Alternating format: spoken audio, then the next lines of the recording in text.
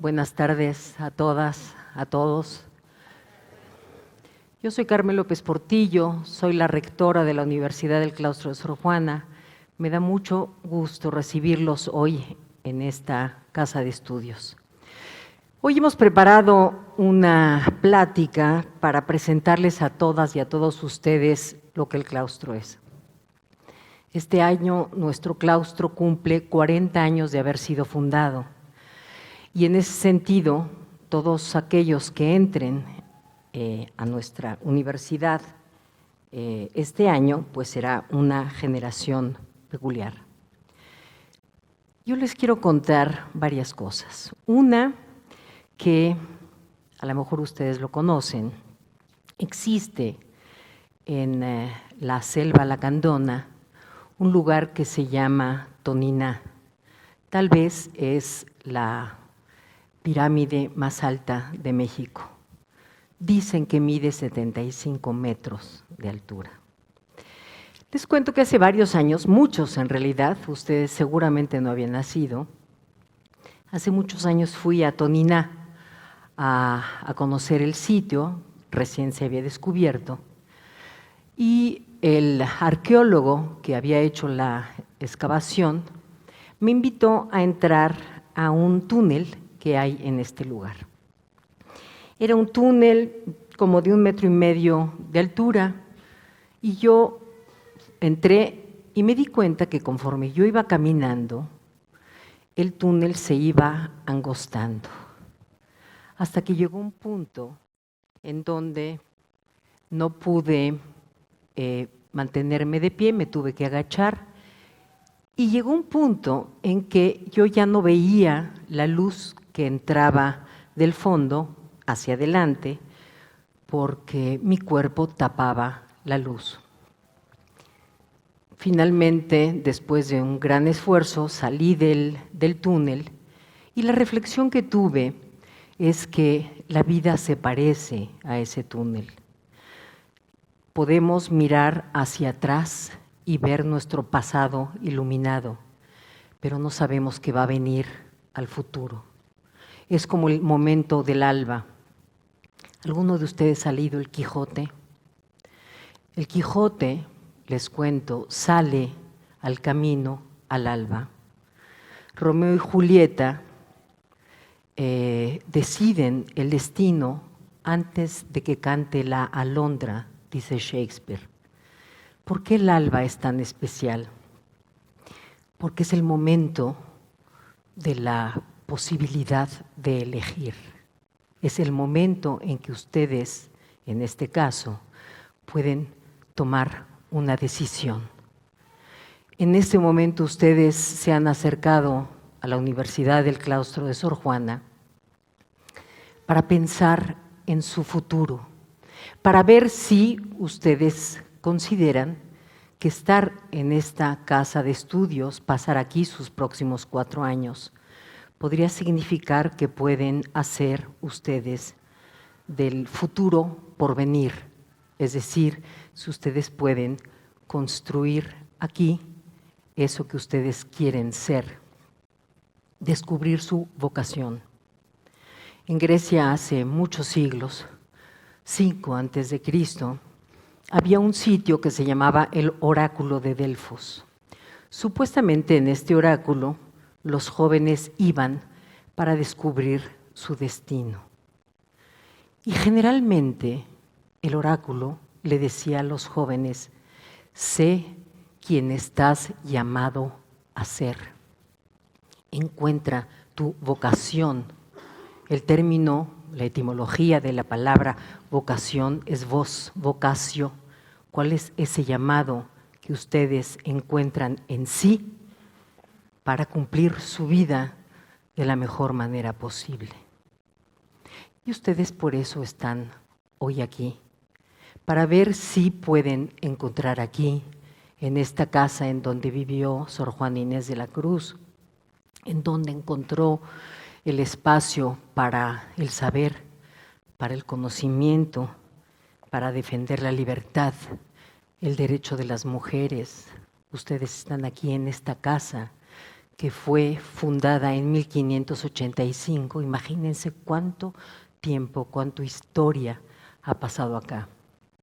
En esta casa donde Sor Juana vivió 27 años. Aquí escribió la mayor parte de su obra.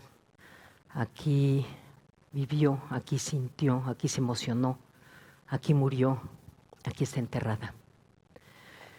Este claustro fue rescatado, les decía, hace 40 años de la ruina gracias al esfuerzo de un grupo de mexicanos que decidió que valía la pena cumplir su llamado, el llamado de este espacio, y lograr que esta casa, que fue de Sor Juana, se convirtiera en una universidad. Y hoy están ustedes aquí para averiguar si este lugar es llamativo para ustedes, si este lugar los llama.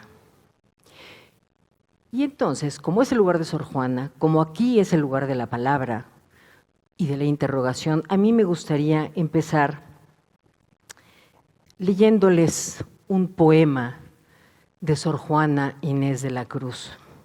Un poema que en realidad dice mucho de su pensamiento, de su lucha, de su vida.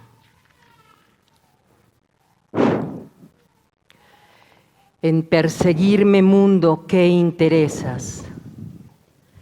¿En qué te ofendo cuando solo intento poner bellezas en mi entendimiento y no mi entendimiento en las bellezas?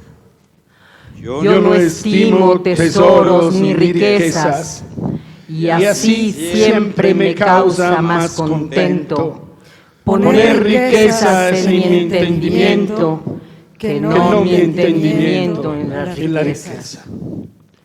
Yo no estimo hermosura que vencida es despojo civil de las edades, ni riqueza me agrada fe mentida, teniendo por mejor en mis verdades consumir vanidades de la vida que consumir la vida en vanidades.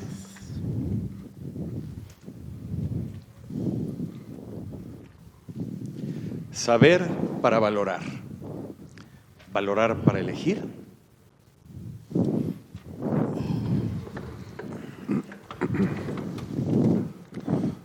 Uno de los ejes que atraviesa nuestra vocación son las humanidades, el humanismo. Y me gustaría que cada uno de los presentes en esta mesa platique algo. Nos vamos a preguntar, y yo quiero empezar con Melissa. Querida Melissa, cuéntame, ¿cuál es la relación entre el humanismo y el feminismo? Gracias, rectora. Menuda pregunta que me deja para empezar. Bueno, pues bienvenidas, bienvenidos. Esta pregunta yo le decía a la rectora cuando estábamos preparando todo este evento para ustedes. Lo fácil que es sentirla, pero a la vez lo difícil y complicado que resulta argumentarla en términos filosóficos. La forma más elocuente que a mí se me ocurrió para compartirles mi pasión por este espacio, por nuestra filósofa, es la siguiente.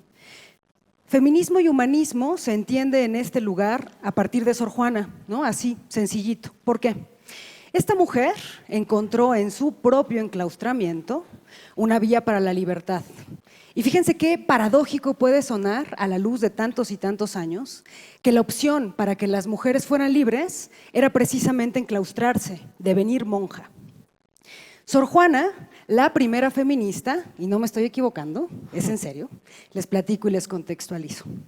Hay dos mujeres filósofas reconocidas internacionalmente, Mary Wollstonecraft y Olympe de Gouges, ¿no? La primera inglesa, la segunda francesa.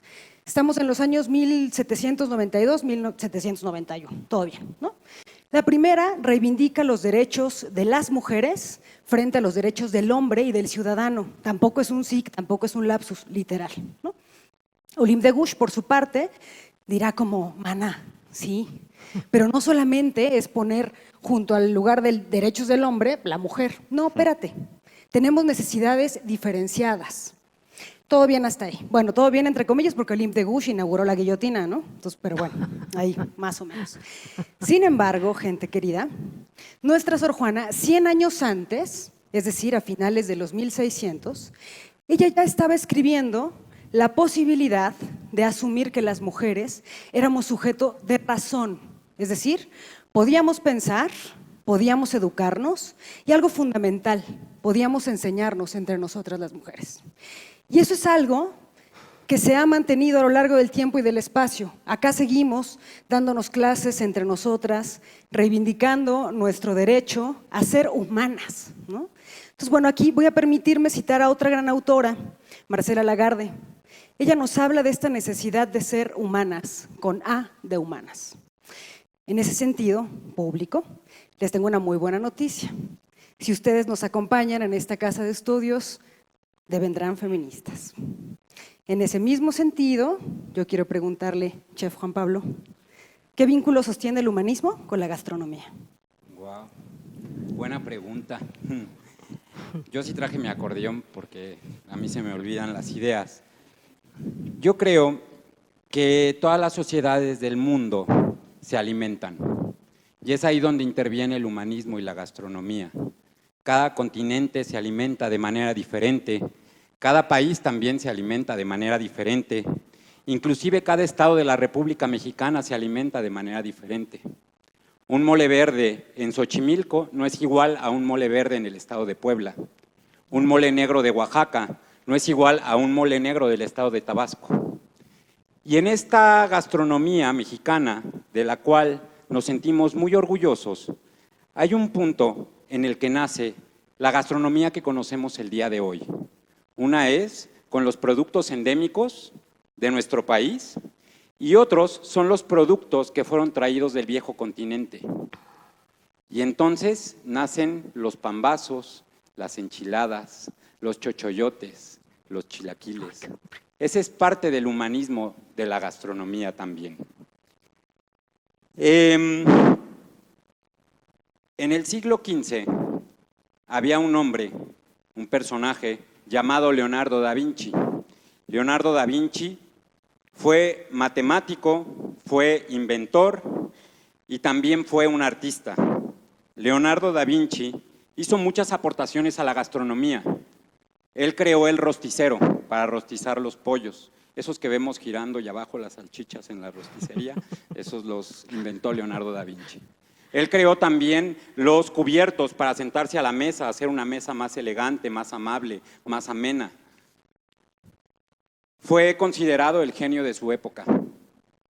Hoy en día tenemos un chef que se llama Ferran Adrià. Ferran Adrià tuvo durante 12 años consecutivos el mejor restaurante del mundo, que se encuentra en Rosas, en Cataluña, en España. Él también es considerado el genio de este siglo, por muchos. Él vino a México un día, nos visitó y en el Auditorio Nacional dijo unas palabras que siempre las llevo en la mente.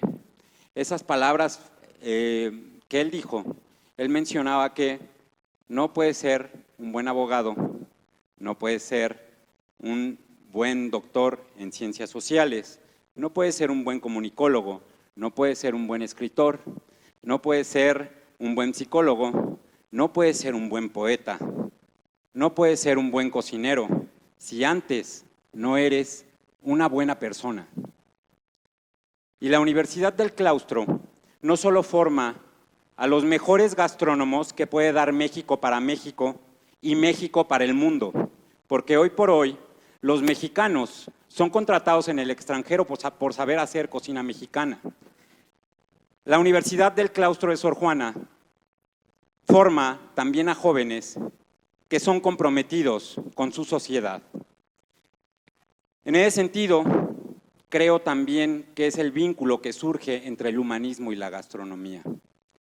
También creo, como yo vivo la gastronomía todos los días, no sé, a mí me puede llegar, por ejemplo, un pescado, vamos a ponerle el gramaje al pescado, 3 toneladas, una ballena, que hay que porcionar.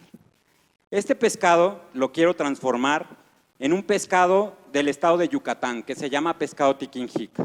Es un pescado de cocina mexicana tradicional, pero le voy a poner mis propios elementos, mi propio toque.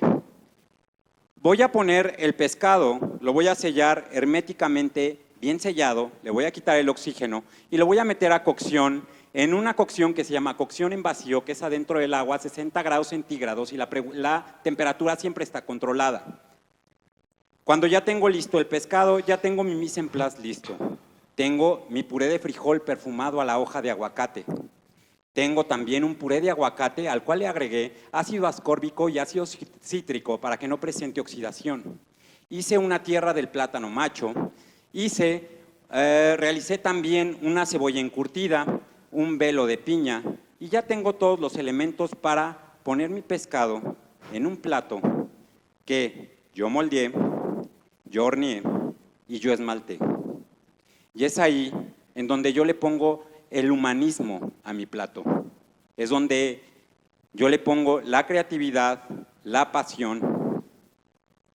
Y es hora de preguntarle al maestro Carlos cuál es la relación entre el humanismo y la comunicación.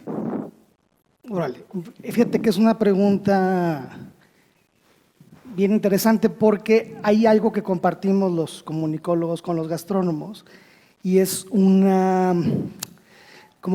error muy común de pensar en ambas carreras a partir de lo que es puramente técnico o instrumental. Es decir, si ahorita que mencionabas lo del pescado yucateco, pues no solamente está tu creatividad y lo demás, sino están todas las relaciones de trabajo vinculadas allí, todos los procesos de relación que ocurren alrededor de la comida, lo que la gente conversa, más todo lo que viene implícito de la cultura local de la península de Yucatán en el plato. Y los comunicólogos nos dedicamos justo a estudiar eso. En realidad somos dos disciplinas que si bien se estudian desde hace muy pocos años, la comunicación tiene como disciplina universitaria desde los años 20 del siglo XX, en realidad somos dos disciplinas muy antiguas, ¿no? Porque son los dos requisitos que se necesitan para desarrollar cualquier cultura o civilización humana, que es la comida, con todos los procesos de cocción y toda la tecnología que se requiere para desarrollar y transformar la materia prima, y por otro lado el lenguaje, que es lo que le da sentido y cohesión a una comunidad. Y es bien interesante porque a veces pensamos que comunicación tiene que ver con medios, que tiene que ver con radio, prensa, televisión, internet, y nos hemos acostumbrado a ya no creerle a los medios de comunicación. Es decir, siempre tenemos esta idea de que hay algo oculto, que hay una agenda especial, algo que nos están ocultando, etcétera, ¿no?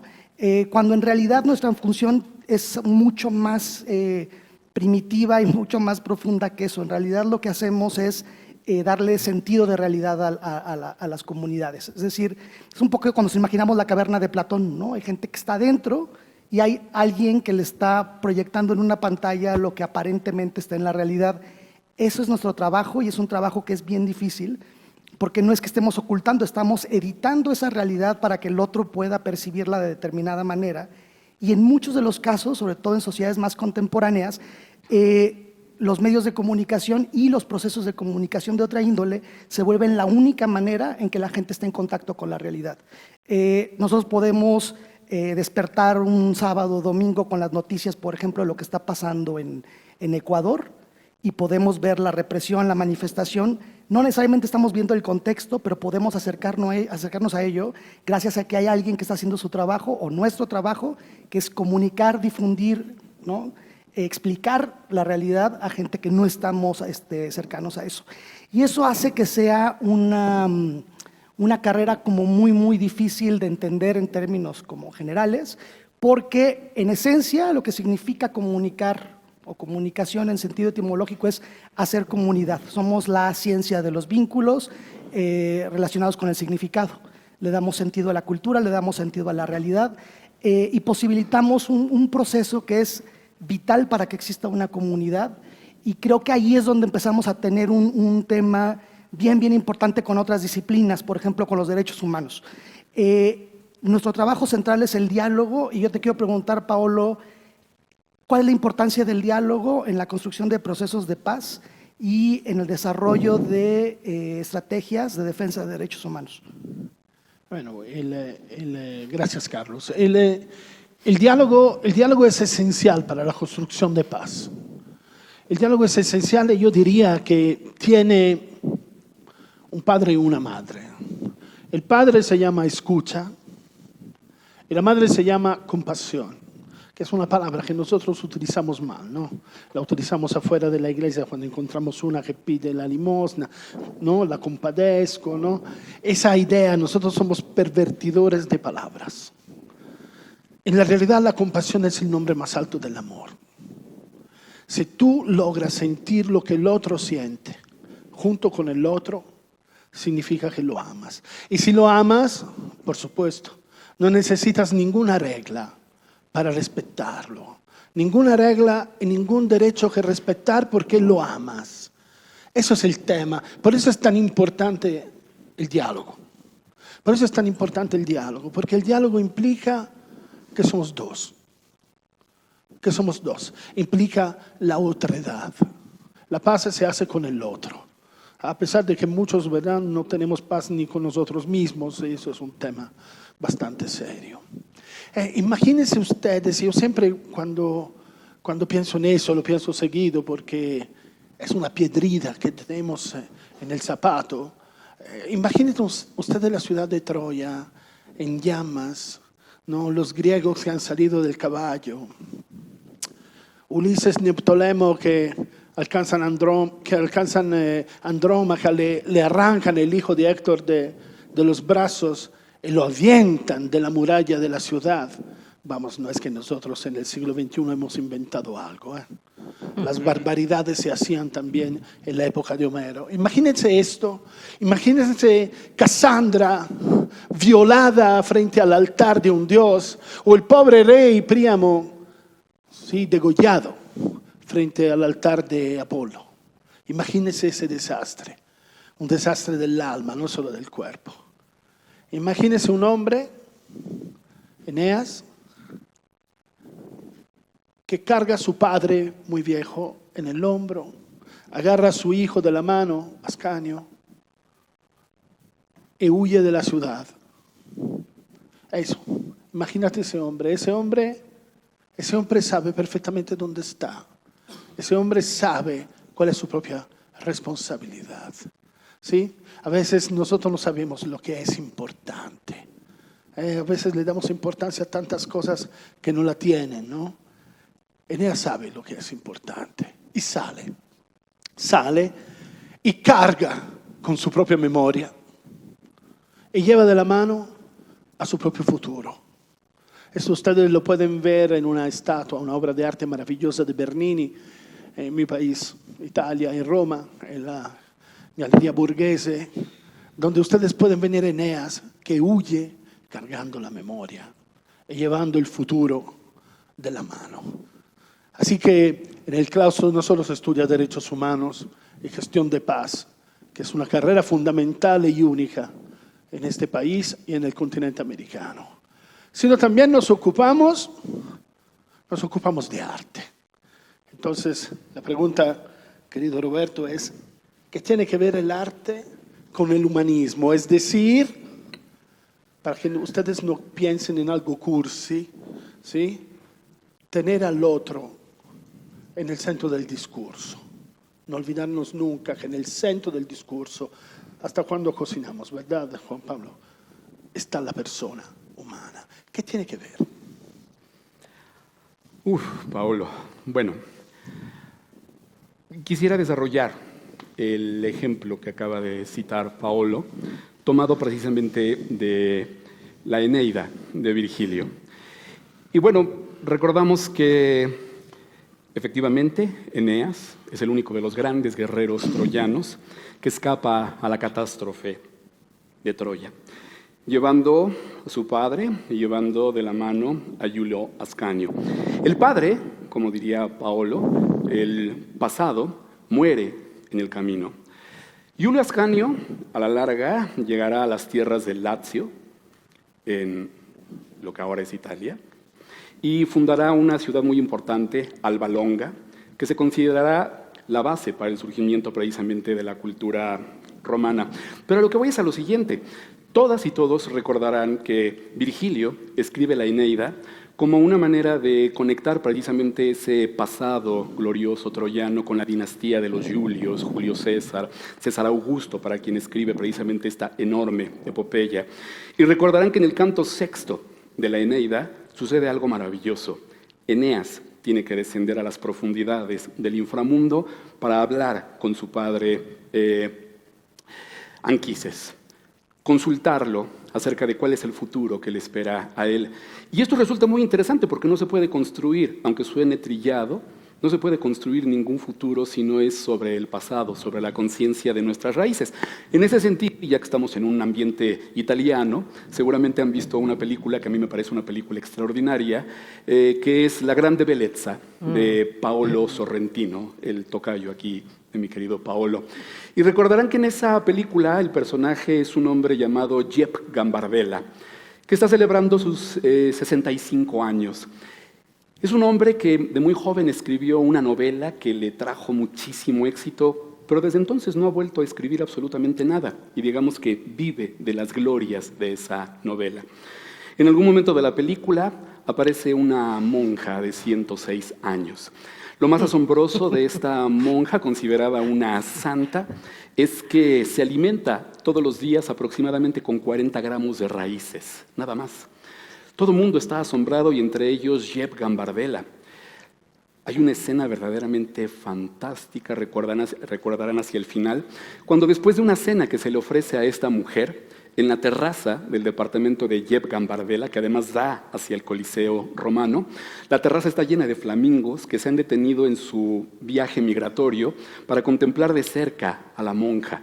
Ella dice cosas muy bellas cuando aparece Jep Gambardella, digamos todo crudo después de esa noche un poco difícil. Y de pronto le dice la monja, conozco los nombres de todas estas aves.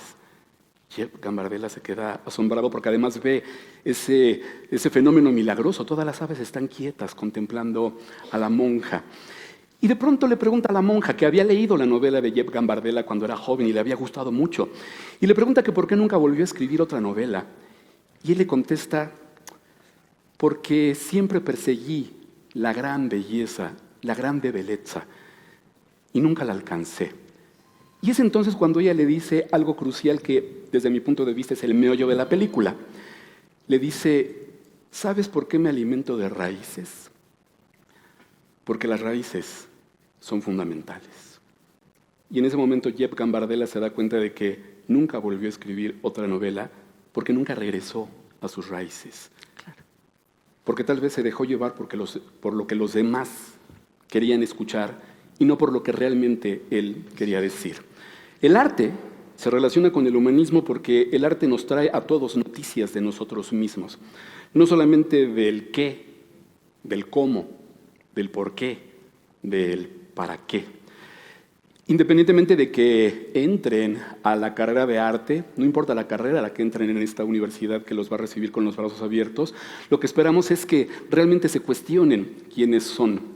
Me encantó lo que comentó la rectora en el sentido de lo que preguntaba el oráculo de Delfos o lo que aconsejaba el oráculo de Delfos en el sentido de ser aquello para lo que uno está mandado a ser. Para terminar nada más esta intervención, me acordé en ese momento de un documento verdaderamente conmovedor que escribió Ludwig van Beethoven aproximadamente a los 30 años de edad.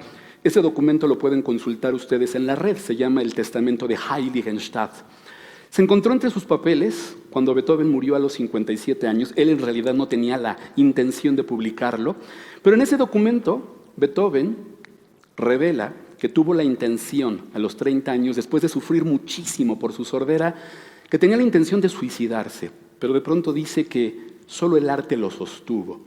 Dice, me parecía imposible dejar este mundo sin terminar de decir aquello para lo que yo estaba llamado en este mundo. ¿Qué es lo sorprendente? Que Beethoven toma conciencia de que hay algo que solo él puede decir, nadie más lo va a decir. Si Beethoven se hubiera suicidado en ese momento, no existiría la Quinta Sinfonía, por ejemplo, no existiría la Tercera Sinfonía, no existiría la Novena, y nadie hubiera podido escribirlas. Cada uno de ustedes, cada uno de nosotros, está llamado a decir algo único. Lo difícil es descubrir qué es eso y llevarlo a cabo. Me parece que esa sería una relación profunda entre el arte y el humanismo. Pero bueno, ya estamos entrando en los terrenos de las complejidades del pensamiento. Por eso quisiera preguntarle, hablando del pensamiento y del alma, a mi querido doctor, discípulo y sacerdote de psique, ¿cuál es la relación entre el humanismo y la psicología? Pues sí, pues Roberto, muchas gracias por la pregunta. Es una pregunta muy, muy, muy bonita, me parece, y muy cordial, ¿no? Recordando que lo cordial, cordiale, pues el corazón, ¿no? Yo creo que en mi caso el hablar de la psicología no tiene que ver con una abstracción y tampoco tiene que ver con una definición. Para empezar, creo que hay que dar un viraje, ¿no? al planteamiento. No hay una psicología, hay muchas. Y por otro lado, también creo que al no hablar de una abstracción, no hablar de una definición que está ahí por los aires, yo prefiero hablar de cierta cantidad de años, 20, que tengo conviviendo con mujeres y con hombres que registraron o que les resonó ese llamado o esa vocación de estudiar psicología. Me parece que lo que los caracteriza, los y las caracteriza, tiene muchísimo que ver con que no toleramos algo, y en el muy buen sentido, no toleramos el sufrimiento, no queremos ni podemos siquiera estar cruzados de brazos mientras la gente, hombres, mujeres, niñas, niños, están sufriendo. Yo es lo que he visto, lo que he vivido en las aulas, en consultorios, en instituciones, en la calle, ¿no? Eso es como lo que los caracteriza, y a mí me parece que tenemos que tomar muy, muy en cuenta pues las palabras, ¿no? Cómo resuenan esas palabras. Psique, tú lo decías, ¿no? La psique, anima, animus, en latín, ¿no? Yo, más allá de que haya 20, 30 o 40 definiciones, una de ellas que me gusta mucho apunta a la singularidad, ¿no? El anglicismo single, lo solo, ¿no? O la expresión de la singularidad en tres aspectos: la voluntad, las emociones y la razón. Eso lo abarca prácticamente todo o casi de los seres humanos. Me parece que los psicólogos lo que queremos hacer, en lo que se nos va la vida por decisión propia, es de mejorar las realidades de la gente, ¿no? Intentar esa transformación necesaria para pasar a algo más elevado. Mejorare en latín significa eso, elevación. También me parece que esto nos concierne a todos, ¿no? Somos académicos, la gente que estudia, ¿no? Que está en esa búsqueda, ¿no? De la verdad, de querer saber, ¿no? Son académicos, recordando que acá el prefijo griego acá es también elevación, y demos, ¿no? Me parecería que estamos así, por arriba del demos, pero no en un sentido soberbio. Me parece que algo que caracteriza a estas bellísimas personas, ¿no? que de alguna otra forma, un poquito más de tiempo, otros menos, pero que estamos en el claustro, tiene que ver con la humildad, recordando que humus, humildad viene de humus es el suelo, tenemos los pies en la tierra, no estamos no sé dónde, ¿no? Estamos en el día a día, en la cotidianidad, ¿no? Y a partir de ciertas rutinas, lo que queremos hacer es eso, evitar el sufrimiento, mejorar la realidad, el día a día de la gente, ¿no? Buscando la justicia, la equidad. Entonces, prácticamente la psicología pues abarca, toca, resuena cualquier aspecto de la vida humana, ¿no? Me parece que esa decisión bella y valiente sí tiene muchísimo que ver con eso, ¿no? Con un arrojo, ¿no? Con cómo darse cuenta que a veces, en ocasiones, en muchas, parecería que todo está en la contra, ¿no? de quienes se dedican a eso, a mejorar el alma o la condición almática de las personas. Creo que pensándolo así, a la psicología pensándolo así, o pensándola así, tiene muchísimo que ver con la hermandad y la sororidad, ¿no? Tiene que ver con el ser tolerante, ¿no? Acoger lo que el otro tenga y quiera decir, respetar, ¿no? Esto que nos decía el buen Paolo, ¿no? El escuchar, suspender ese monólogo que uno trae, ¿no? Porque a veces uno está lleno o retacado de saberes, ¿no?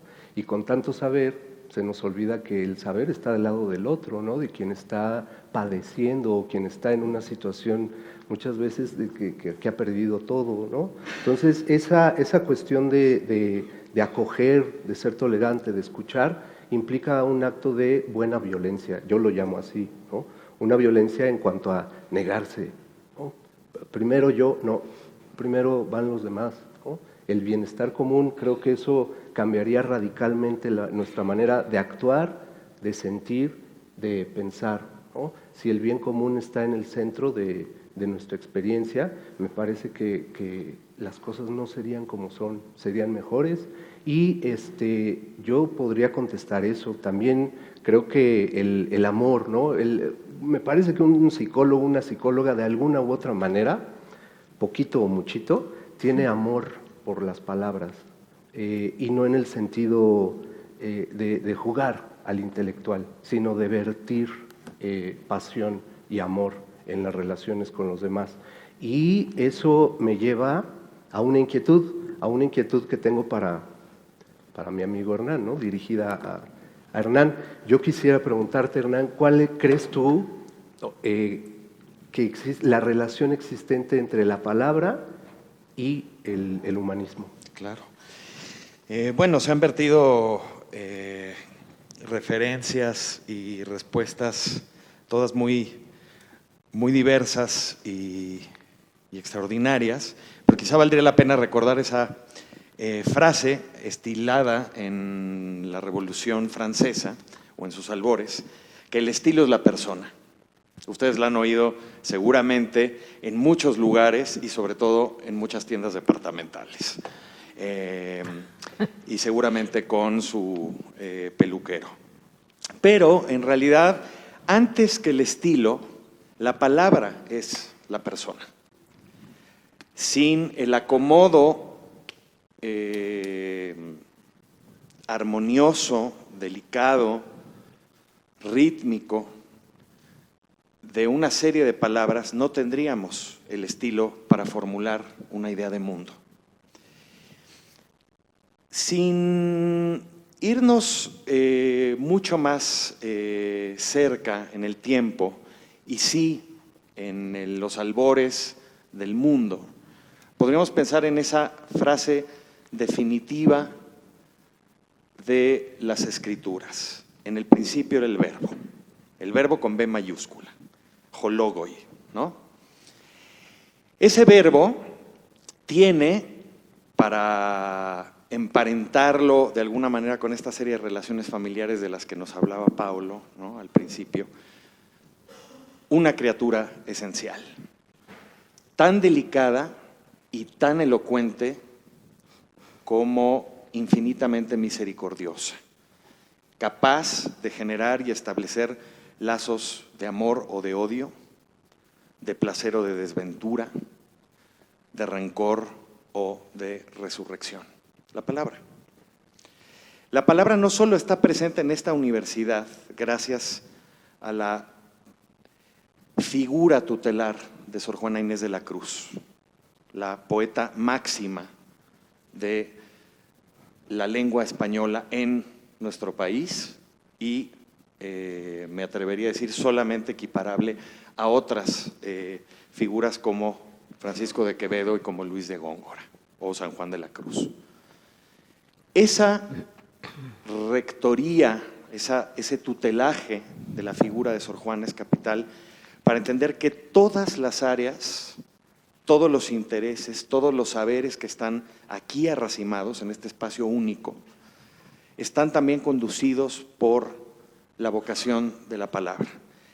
Nos dediquemos a preparar un exquisito plato, nos dediquemos a indagar en los abismos de la psique, en los misterios de la composición del arte, en la manera en la que podemos desarrollar un camino hacia la paz y la armonía y la cordura, un armisticio entre hombres y mujeres. La palabra es la conductora esencial y el circuito interior que se establece entre todas estas disciplinas. El poeta francés René Char dice una frase que puede sonar muy misteriosa y en la que seguramente ustedes se van a quedar pensando una y mil veces, como yo mismo desde hace 20 años que la vengo tratando de masticar una y otra vez y es imposible, y me sigue maravillando cada vez. Las palabras saben de nosotros lo que nosotros ignoramos de ellas. Cuando Char dice eso, entre otras cosas, no solo nos pone la palabra como el misterio mayor de la creación humana, sin ella no podría haber pensamiento, sin ella no podría haber psicología, sin ella no podría haber tampoco palabras tan hermosas como todas las mencionadas en el catálogo gastronómico de nuestro querido chef. No habría posibilidad de pensar el mundo. Pero esas palabras son tan sabias que saben lo que nosotros ocultamos de nosotros mismos. Y parte esencial de educarnos aquí en este espacio es abrirnos y entender precisamente que esa vocación de la palabra mágica que abre puertas, abre caminos y abre personas, como lo quería René Char, es también la vocación de todos los estudiantes y de todo el profesorado que aquí se encuentra con ustedes hoy, esta tarde. Y en ese sentido a mí me gustaría preguntarle a mi querida rectora, Carmen Beatriz López Portillo, ¿cuál sería el papel de una universidad como esta para tratar de volver a un humanismo que cada vez hemos perdido a pasos agigantados y que parece que ha dejado de interesarle al mundo y también a muchos de los probables ingresantes?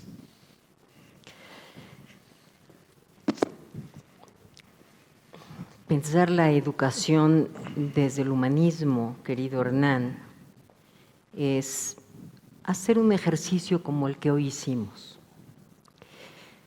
Yo creo, y aquí en esta casa de estudios creemos, que la educación es un acto de esperanza. Es decir, los seres humanos no estamos hechos de una vez y para siempre. Los seres humanos disfrutamos de libertad. Podemos formarnos, podemos construir no solamente una profesión, podemos construir una forma de ser, podemos construir esa vocación que nos llama. ¿A través de qué? A través de todo lo que hemos hablado hoy aquí. Fíjense, hoy hablamos de igualdad, hablamos de alimento, pero un alimento que nos nutre. Y por cierto, me hiciste acordar de una cosa. León Portilla decía que suele decirse que somos lo que comemos.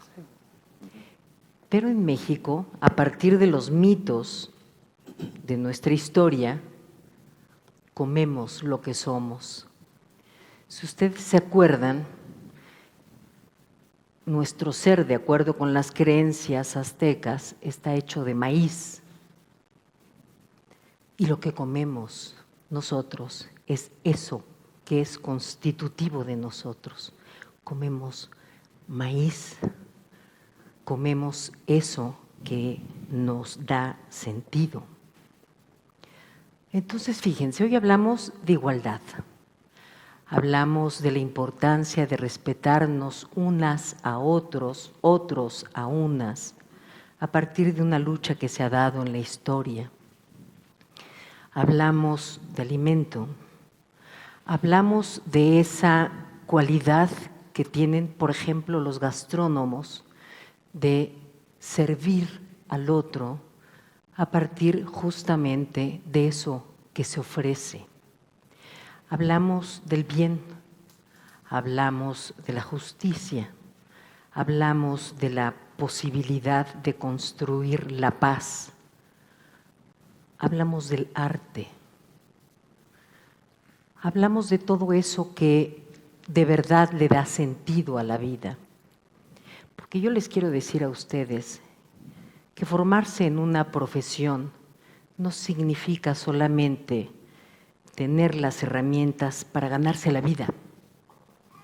La vida que nosotros les invitamos a ganarse es la vida con mayúscula, esa vida que cumple lo que ustedes, solo ustedes, están llamados a hacer. Una vida que tiene sentido ser vivida, que vale la pena haber sido vivida. Hay un filósofo que me gusta mucho, que es George Steiner.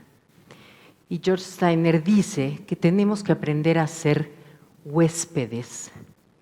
Y ser huésped significa, la gracia, digamos, de la hospitalidad significa aprender a dejar la casa a la que uno ha sido invitado mejor de como la encontró.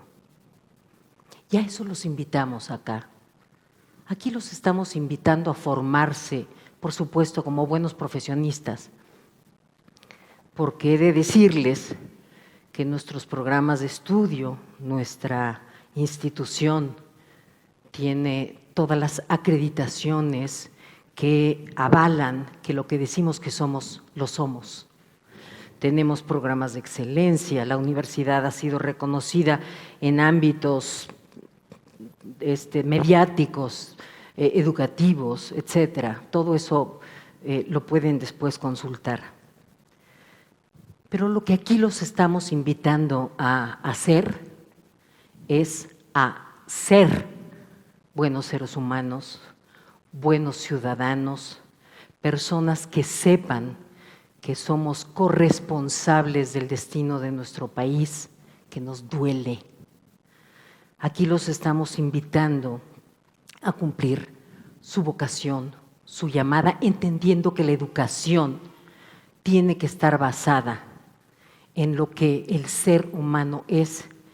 Y somos, ya quedó claro, somos seres complejos, creativos, simpáticos, dicharacheros, tristes, soñadores, enamorados, odiosos, como somos. No hay una forma de ser nada más. Yo les afirmo que cada una de las personas que ustedes conocen les sacan a ustedes algo distinto. Hay gente que te saca ser más simpática, más creativa, más coqueta, más coqueto, qué sé yo. Entonces, aquí en el claustro lo que queremos es invitarlos a formar su ser seres que sean capaces de varias cosas. Por supuesto, de hacer bien su profesión. Claro, aquí van a salir como buenos gastrónomos, como buenos filósofos, como gente que conoce bien del arte, de la cultura, de la gastronomía, del derecho, de los derechos humanos, de la psicología.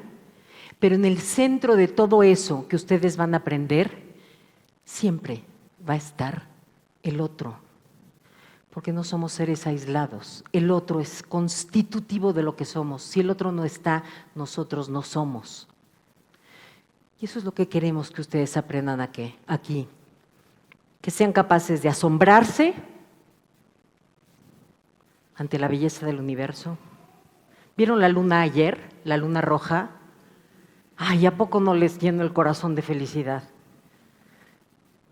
De asombrarse ante la belleza del universo y de indignarse ante lo que nos pasa, ante lo que le pasa al otro, ante el dolor del otro, ante las injusticias, ante los feminicidios, ante la impotencia.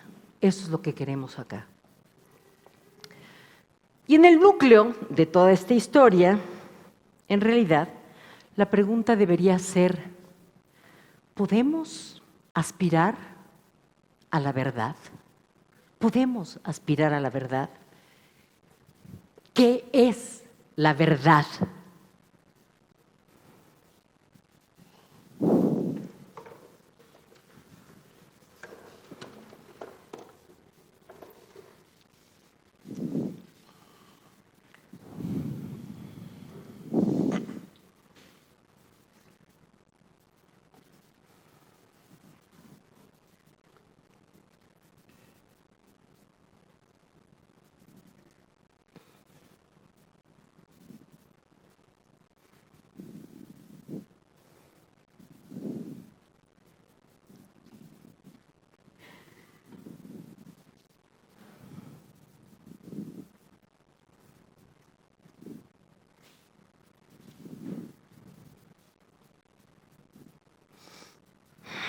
Ahum. Ahum. Ahum.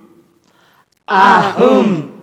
Ahum, dijo un día un sapito. Ahum, dijo un día un sapito. Ahum, dijo un día un sapito para mí. Ahum, dijo un día un sapito para mí. Los sapitos dicen Los sapitos dicen Los sapitos dicen Los sapitos dicen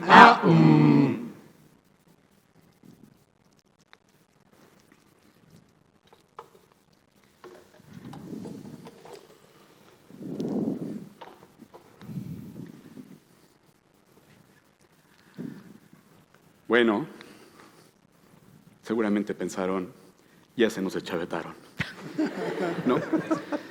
Y seguramente también pensaron, no le salió su numerito. No salió. Porque no iba a salir, ¿saben? Porque no es fácil abrir los ojos y cerrar la boca y sacar la lengua y... Ok, continuamos. Y sacar la lengua y cerrar los ojos y decir, ¿me explicó? Y si eso no es fácil, menos lo es entonar la canción.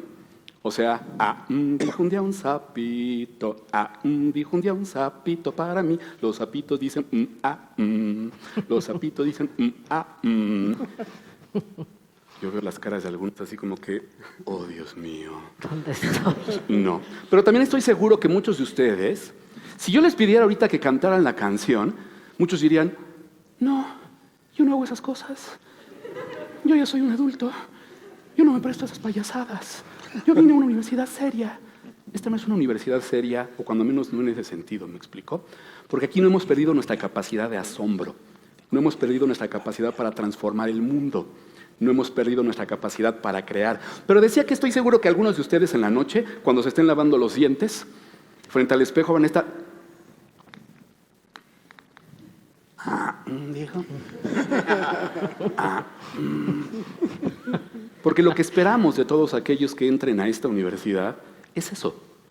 Que mantengan un corazón limpio, abierto, dispuesto al juego, al aprendizaje lúdico. Es la única manera de crecer, muchachos, es la única manera, o una de las pocas maneras en las que podemos, muchachos y muchachas, es la única manera en la que podemos salvar al mundo. Ahí está.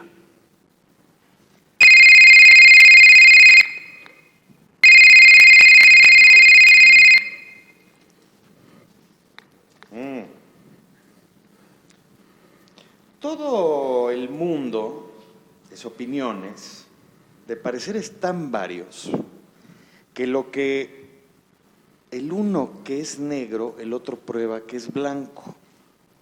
A uno sirve de atractivo lo que otro concibe enfado, y lo que éste por alivio, aquel tiene por trabajo. El que está triste censura al alegre de liviano, y el que está alegre se burla de ver al triste penando. Para todo se halla prueba y razón en qué fundarlo, y no hay razón para nada de haber razón para tanto. Todos son iguales jueces, y siendo iguales y varios, no hay quien pueda decidir cuál es lo más acertado.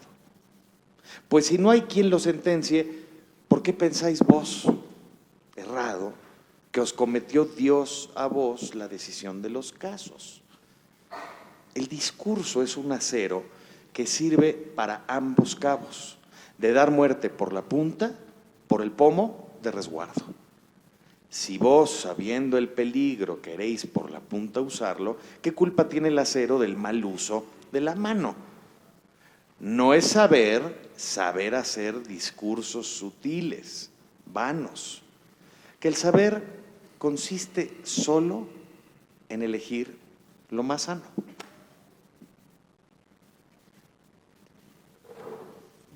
¡Cocina!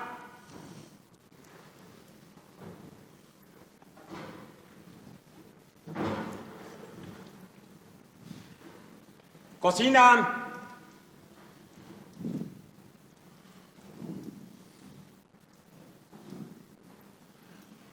Tenemos 20 minutos para montar el postre al vaso. ¿Oído?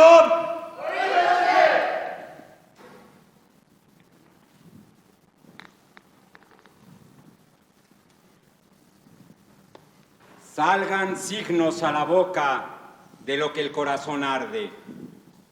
Que nadie creerá el incendio si el humo no da señales. Salgan signos a la boca de lo que el corazón arde. Que nadie creerá el incendio si el humo no da señales. Salgan signos a la boca de lo que el corazón arde. Que nadie creerá el incendio si el humo no da señales. Salgan signos a la boca de lo que el corazón arde. Bueno, yo creo que deberíamos de elegir cuál es la palabra del día, ¿no? Sí. Yo creo que salieron varias palabras importantes. Salió igualdad, salió amor, tuvimos la paz, y yo le agregaría entre líneas la felicidad. Igualdad, amor, paz y felicidad. Hagamos un voto, ¿sí? Entre todos, no sé si podemos prender tantita luz para que yo pueda contar las manos, ¿sí?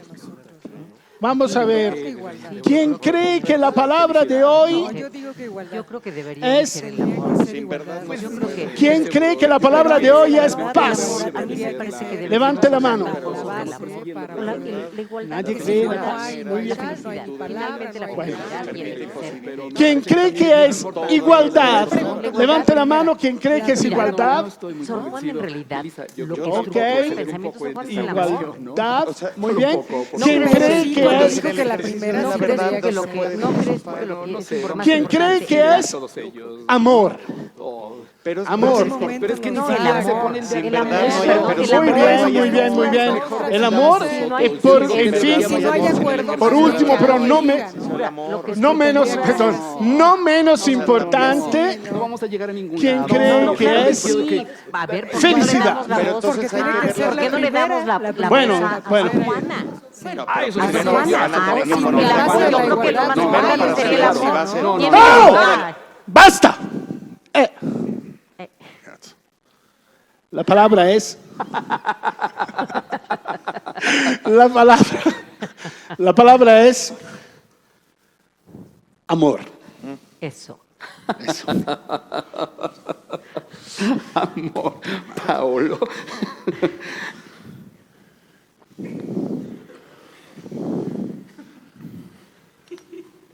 A ver tú. ¿Qué es el amor? Entonces, tú. Ah, ¿verdad? Ah, está rudo, ¿verdad? ¿No? Todos tenemos. Ajá. Ok.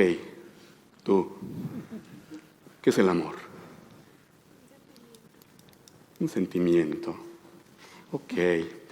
Pero veo que la mayoría se quedan en silencio. A lo mejor es porque realmente tenía razón Georges Braque. Recordarán que Georges Braque, al lado de Pablo Picasso, fue el creador del cubismo. Y Georges Braque, en cierta ocasión, dijo una de las frases más luminosas no solamente para la historia del arte, sino para la historia del pensamiento. Georges Braque dijo: así como el jarrón da forma al vacío, el sonido da forma al silencio.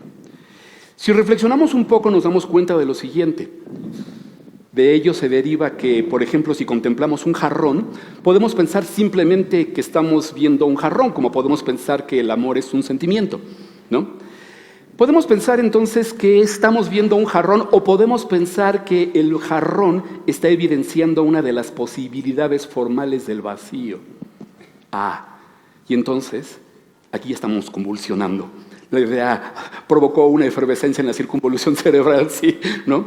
Porque entonces el jarrón nos remite a las posibilidades formales del vacío y resulta que el vacío no es la nada. El vacío es mar de posibilidades.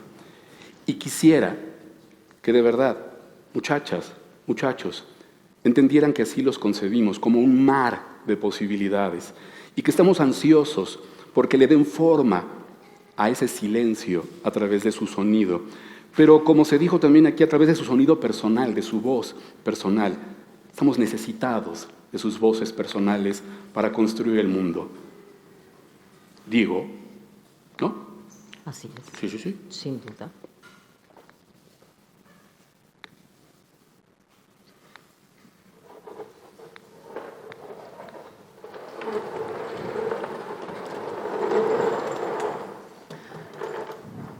Así es que ya nos cansamos de hablar Ya, hay que escuchar.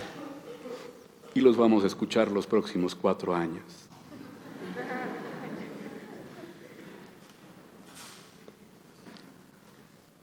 Saber para valorar. Valorar para elegir.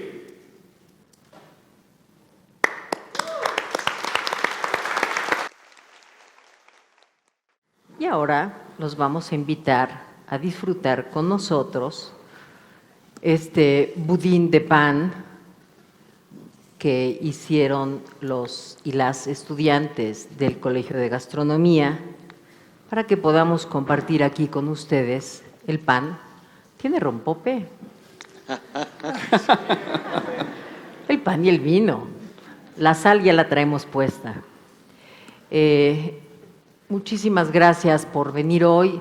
Los invitamos a que después de que disfruten de este budín de pan, que hagan un recorrido por nuestra universidad, que conozcan algo más de las instalaciones de este claustro, que platiquen mejor con sus directores y que se enamoren de este lugar en donde estoy segura van a encontrar su propia voz, van a encontrar su vocación, van a construir una forma de ser que les permita saber al término de su vida que esta vida vale la pena ser vivida. Y así es como nosotros honramos la memoria de Sor Juana. Muchísimas gracias a todos y a todas por acompañarnos el día de hoy.